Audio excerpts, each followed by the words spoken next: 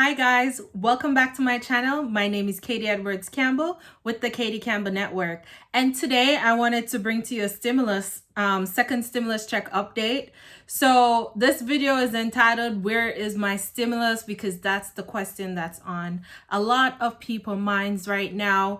The IRS has already sent out the first batch of files along with mailed checks.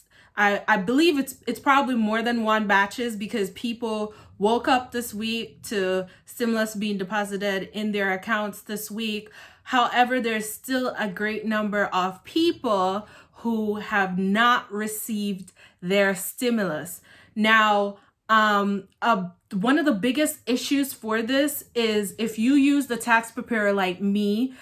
So I operate Central Florida Mobile Tax Service. And so we also use an IRS approved bank for customers who, whenever they want to pay their refund preparation fees from the return, you have the refund amount go to an IRS approved bank where it takes the fees off and then deposits the amount to the client. The problem is those banks use temporary accounts. And so when the stimulus is going out, it's being sent to these temporary accounts. And for a lot of these banks, we're now in the new tax season and those temporary accounts are now closed. So what's happening is if those accounts are closed, those financial institutions have to send the money back to the IRS and then they will reissue it to the taxpayer. Problem here is they're within a tight time frame. They must have these payments out by January 15th before they have to plow through the current tax season for the 2020 tax year, which is upon us. So what does that mean for you if you have not received your stimulus? What it means is you can log on to the irs.gov website. If you can get on, it was crashing a whole lot yesterday, but it is on today. I did log in. I was able to put information in and see where payments were at.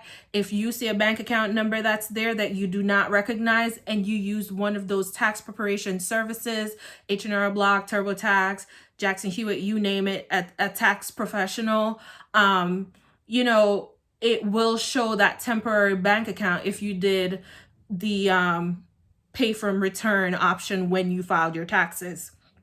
Don't worry if the money does get sent back to the IRS and they're not able to get a check or one of those prepaid cards out to you in time. You have the opportunity to go to, when you do file your taxes for the 2020 tax year, there's something called the recovery rebate credit.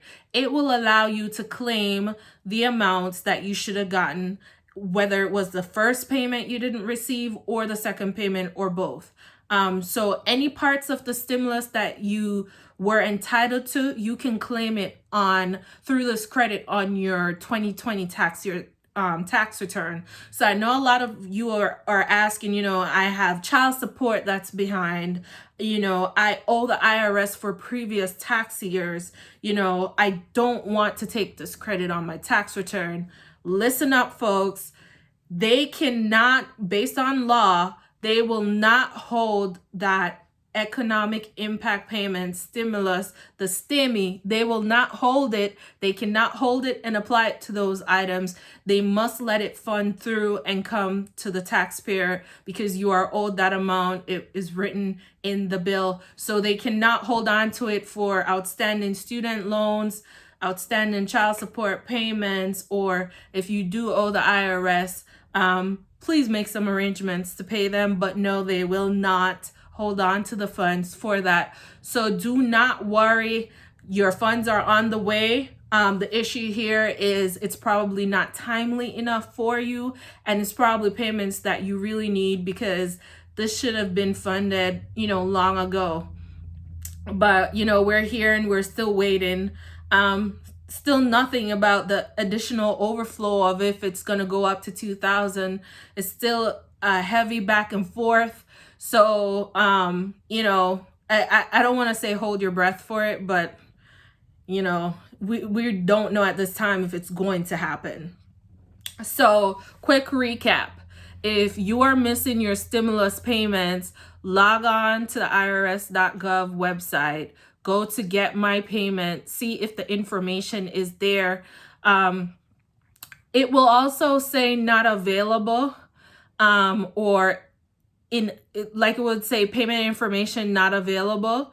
If you see that if you see that notice and you know that you are in fact due a payment, then just file for it on your tax return. I'm assuming that there are some situations that they just didn't bother to account for scenario wise, and they just had to get out as much as they possibly could. And so in that respect, they're just saying, move over to your tax return, go ahead, file early, get that tax return going so that you can claim those credits. If you had kids that you were supposed to be paid extra amounts for from the first stimulus, you can claim it on the tax return through the same credit. Even this go around, if you did not get a payment for your dependent, you can claim it.